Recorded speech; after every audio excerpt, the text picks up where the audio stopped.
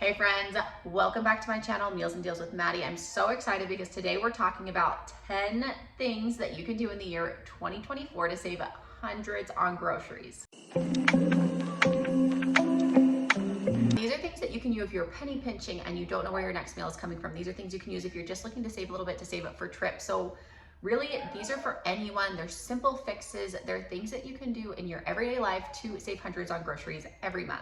These are things my husband and I have personally done. A little while back, we were looking at how much we were spending and we didn't used to track things. And we looked at our groceries and how much we were spending, and we're spending over $1,100 a month for a family of 4. And that like blew my mind, insane, crazy. So we decided to make some simple fixes to save money and ended up saving hundreds of dollars. So I want to tell you about these things today because I promise they will save you money and save you hundreds if you do them. Okay, so number 1, shop your pantry, fridge, and freezer. This one is huge when it comes to saving money because most likely you already have tons of food in your fridge, pantry, and freezer that you can use for meals the upcoming week when you're meal planning. So let me show you. In my pantry, I have tons of food right here. If you take a look in my freezer, I also have a lot of stuff I could use for meals. So trying to take a look at those things, or take a look at the produce and fruits, veggies that are going to be going bad. Use those up in your meals. Use those in snacks and things like that so that you don't have to waste food and waste money. That's huge. Just take a look at your fridge, pantry, freezer when you're meal planning. Pick out a few things that you can use for a meal or for a few meals, and then base your meals around those things. Number 2 is to eat leftovers. When we first got married, we did not do this very well. I would make huge meals for tons of people, like every single night, and we would never eat our leftovers. And that was a huge mistake on our part because we were constantly throwing away food. And I feel so bad about it now. Now we really try to focus on eating our leftovers, picking a night throughout the week. If we have a lot of leftovers, say, okay, we're gonna eat these this night, or for lunch. We do that a lot too, eating leftovers for lunch. I grew up with, like, I love leftovers. I know some people don't, but when you're trying to save money and you're penny pinching, eating leftovers can make a huge, huge difference. It stretches things, and plus it saves time and energy. You don't have to cook a night out of the week. Who doesn't love that? So highly recommend eat your leftovers. It will make a huge difference. Okay, number 3, this one will save you hundreds of dollars if you think about it. So number 3 is to take lunch, snacks, drinks to work. I myself don't personally drink coffee, but I know a lot of people will stop at Starbucks in the morning and grab their coffee on their way to work, or for lunch, they'll head to Taco Bell or McDonald's or Subway or whatever it is. And I would say most people spend at least $10 on lunch if they're going out for lunch. And some people do that every single day. If you think about that, if you think about a 5-day work week, 30 days in the month, so that's 20 days that you're working. And if you're spending $10 every day, that's $200 right there just on lunch. And that's not counting if you stop for a morning smoothie or coffee or hot chocolate or something like that, which adds what, another $5?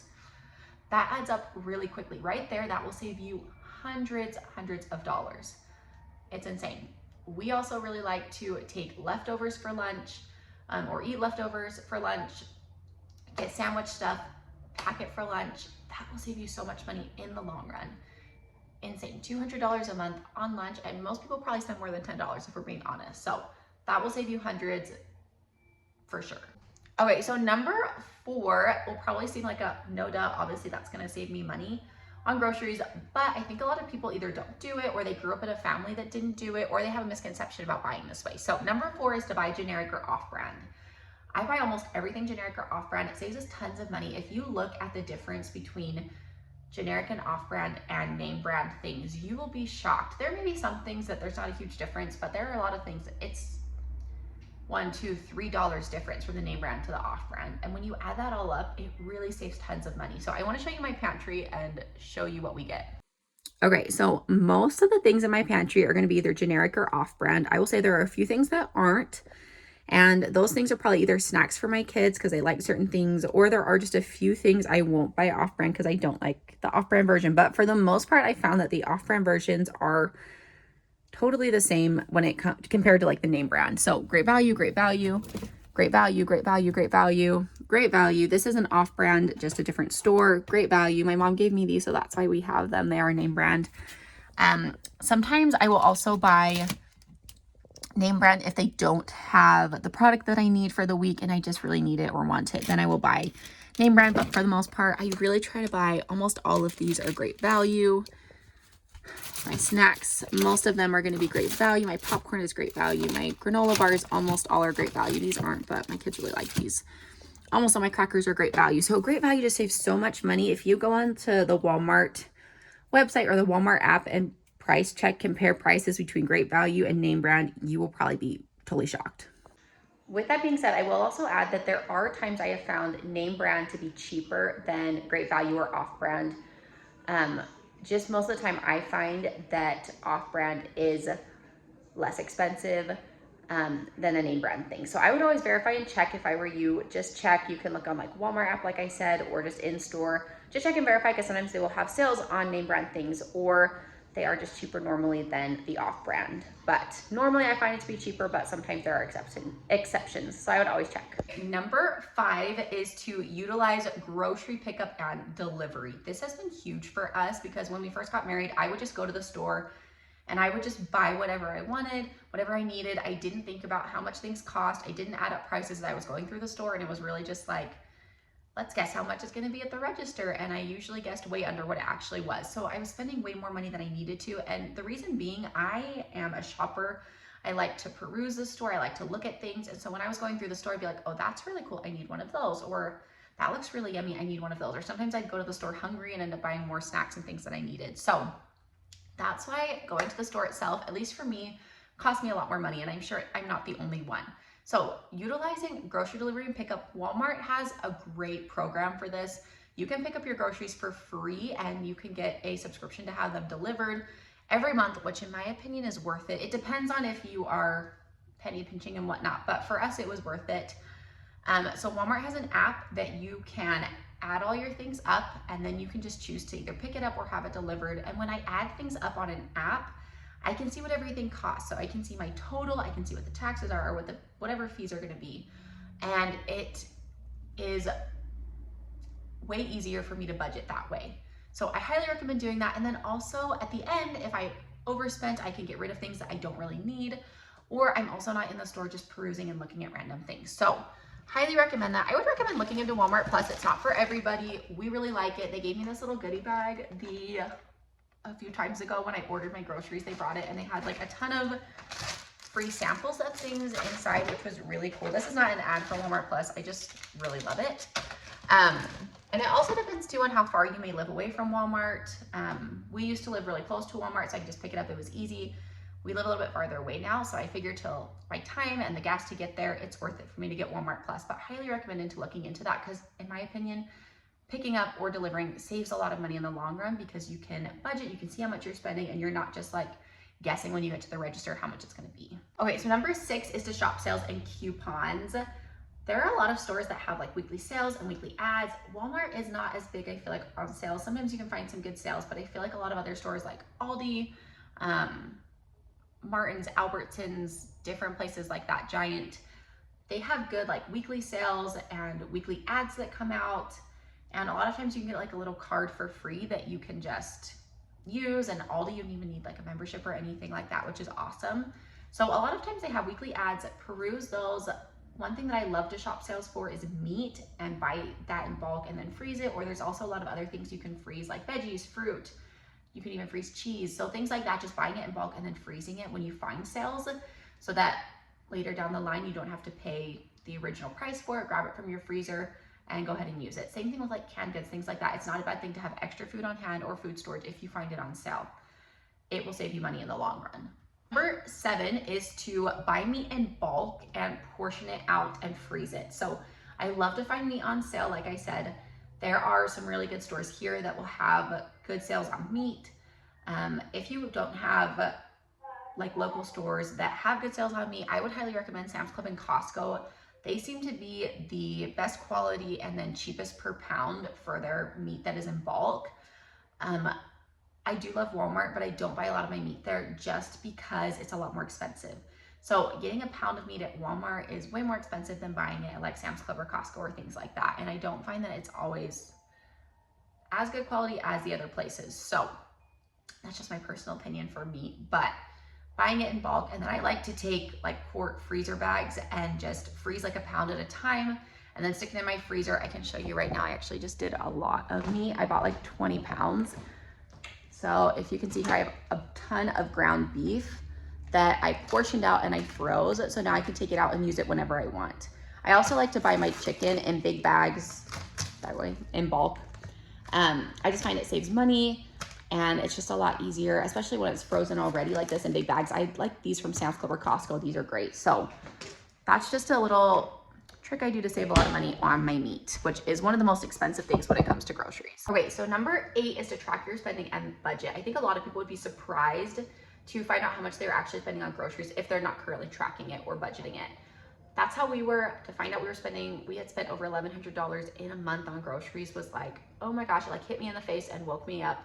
And I realized we needed to make some changes. So if you're not tracking it, start tracking it, see how much you are actually spending on groceries in a month, because you might actually be totally shocked.